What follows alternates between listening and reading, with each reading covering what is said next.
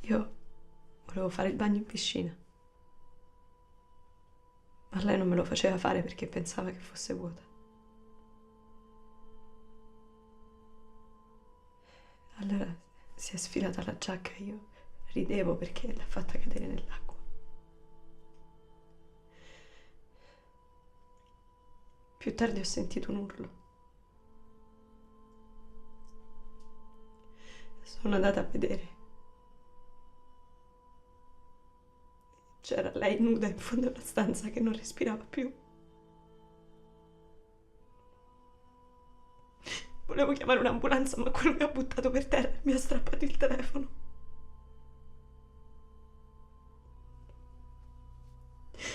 Sono scappata e ho corso un'ora prima di trovarti.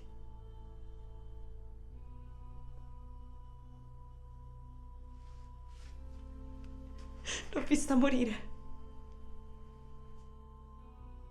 Che devo fare? Non c'è motivo di avere paura. Quella persona non voleva farti del male, si è solo spaventato come te. La ragazza si chiama Claudia. Ha fatto uso di cocaina, ha avuto una crisi, però ora sta bene, non è successo niente. Sara, aspetta! Sara!